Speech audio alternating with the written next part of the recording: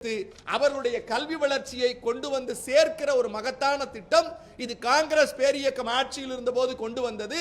அதனை முத்தமிழறிஞர் டாக்டர் கலைஞர் வலியுறுத்தினார். அதைத்தான் அனைவருக்கும் கல்வி என்ற அடிப்படை திட்டத்தின் அடிப்படையில் காங்கிரஸ் அரசாங்கம் ஏற்றுக்கொண்டு அதன் மூலம் மத்திய அரசாங்கம் 60% மாநில அரசாங்கம் 40% நிதி கொடுக்கப்படுகிறது.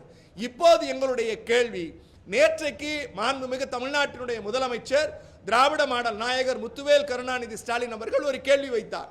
தேசிய பேரிடர் நிதியிலிருந்து ஏன் இந்த ஆண்டு தமிழ்நாட்டிற்கு நிதி கொடுக்கப்படவில்லை? பீகாருக்கு, ஆந்திராவிற்கு, தெலுங்கானாவிற்கு, ஒரிசாவிற்கு போன்ற இடங்களுக்கெல்லாம் கொடுத்திருக்கிற நிதியை ஏன் எங்களுக்கு கொடுக்கவில்லை? அதை போலவே 2 நாட்களுக்கு முன்னால் தேசிய ஒருங்கிணைந்த குழந்தைகள் வளர்ச்சி திட்டத்திற்கு கொடுக்க வேண்டிய ஒன்றிய அரசினுடைய நிதியை எங்களுக்கு தரவில்லை என்று ஒரு மக்களால் தேர்ந்தெடுக்கப்பட்ட இந்திய அரசியலமைப்பு சட்டத்திற்கு உட்பட்ட ஒரு முதலமைச்சர் ஒன்றிய அரசை கேட்கிறார். நாங்கள் கேட்பது ஒன்றுதான். தமிழ்நாட்டு மக்களை பாஜகவிற்கு பிடிக்கவில்லை.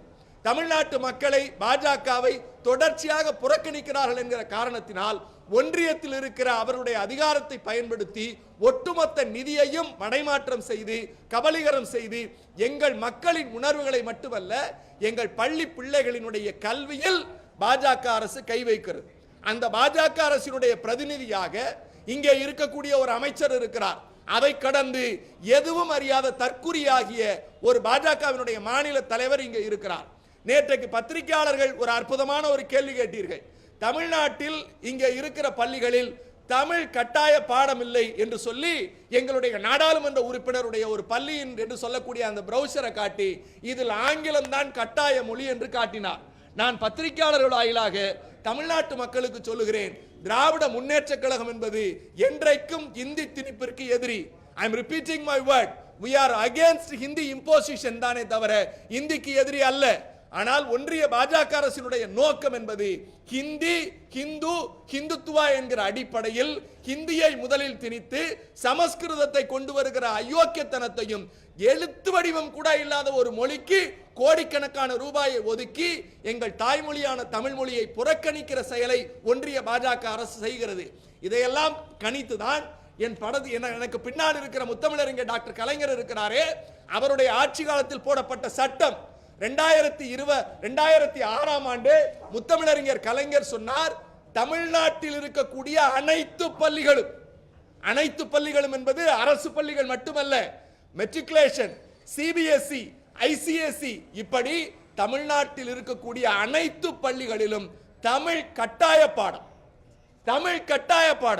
இதுல எம்பி நடத்துற ஸ்கூலு, விஜய் நடத்துற ஸ்கூலு, ஏன் அண்ணாமலை ஒய்ஃப் நடத்துற ஸ்கூலு இதெல்லாம் கிடையாது. யார் இங்கே பள்ளி நடத்தினாலும் தமிழ்நாட்டில் முத்தமிழறிஞர் டாக்டர் கலைஞர் போட்ட சட்டத்தை உங்களுக்கு காட்டுகிறேன். தமிழ் பாடம் கட்டாயம்.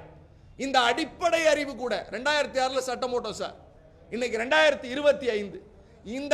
இந்த அடிப்படை தரவு கூட தெரியாம தற்குறித்தனமா உட்கார்ந்துகிட்டு ஆங்கில பாடம் கட்டாயம், தமிழ் பாடம் கட்டாயம் இல்லைன்னு கேள்வி கேட்கிறார். நான் இன்னொரு விஷயத்தை சொல்றேன். இந்த சட்டத்தை எதிர்த்தது முதல்ல யார் தெரியுமா? ஒன்றிய அரசு கல்வி நிறுவனங்கள். அதாவது பாஜக இன்றைக்கு பொறுப்பில் இருக்கக்கூடிய அந்த கல்வி நிறுவனங்கள் தான் இதை எதிர்த்தாங்க. இந்த சட்டத்தை எதிர்த்து தமிழ்நாட்டில இருந்து கேஸ் போட்ட ஸ்கூல் எதுன்னு கூகுள்ல போய் அண்ணாமலையை பார்க்க சொல்லுங்க. அப்படி பார்த்தா ஒரு வித்யாசிரமம் தெரியும். அந்த வித்யாசிரமம் யார் பின்னணியில இயங்குறதுங்கிறது தெரியும். உச்சநீதிமன்றம் சொன்னது, தமிழ்நாட்டில் 2006 முத்தமிழறிஞர் டாக்டர் கலைஞர் அவர்கள் கொண்டு வந்த சட்டம் செல்லும் அப்படின்னு ஒரு தீர்ப்பு கொடுத்திருக்கு. அப்ப அந்த தீர்ப்பின் அடிப்படையில் தமிழ்நாட்டின் எல்லா பள்ளிகளிலும் in all curriculum, ICSE, CBSE, matriculation, அரசு பள்ளியில் படிக்கிற மாணவர்கள் எல்லோருக்கும் தமிழ் கட்டாயம் சார். இந்த குறைந்தபட்ச அறிவாவது அந்த தற்குறி தலைவர் அண்ணாமலைக்கு இருக்கிறதா என்பது என்னுடைய கேள்வி. இப்படி எல்லாற்றையும் பொய்யா மறைச்சி மக்கள் மத்தியில இப்ப இருக்கிற பிரச்சனை என்பது மொழிக் கொள்கையா? மொழிக் கொள்கையினுடைய பிரச்சனையில உங்களுடைய மும்மொழி கொள்கை திட்டம் என்ன? நான் புதிய கல்விக் கொள்கையை பத்தி 1 மணி நேரம் பேசலாம். புதிய கல்விக் கொள்கையினுடைய அந்த 27வது பக்கத்துல 4வது பாரா 4.13 and 4.14 தெளிவா சொல்லுது. 3 மொழி நடத்தப்படும். 2 மொழி இந்திய மொழி, வேறு நாட்டின் மொழி ஒன்று இருக்கலாம். ஆனால் அந்த எல்லாத்தையும் சொல்லிட்டு டேர்ம்ஸ் அண்ட் கண்டிஷன்ல கடைசியா சமஸ்கிருதம் ஒரு மொழியாக இருக்கும். இதுதான் ஆரிய தந்திரம், இதுதான் பூனைக்குட்டியை வெளியே வருவதற்கான சூழ்ச்சி நீட்சி.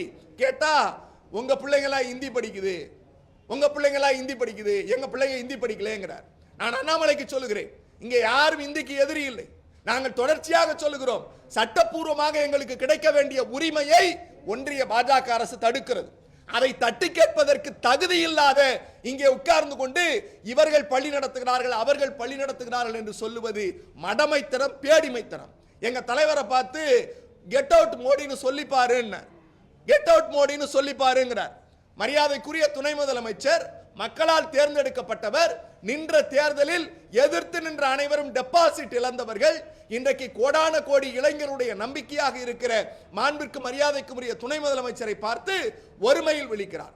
கேவலம் கவுன்சிலர் கூட ஆக முடியாத தற்குரிய அண்ணாமலை எங்கள் தலைவர்களை பார்த்து கேள்வி கேட்பதற்கு என்ன? எங்களுக்கு அடுத்து போஸ்ட் ஓட்டுவேன், போஸ்ட் ஓட்டுவேன், செங்கலை புடுங்குவேன். செங்கலை புடுங்கிறதுக்கு கொத்தனார் இருக்கார், எங்க யாராவது அடைச்சிக்கிச்சுன்னா நாங்க அவங்களை கூப்பிட்டு பார்த்துப்போம். அண்ணாமலை எங்களுக்கு தேவையில்லை.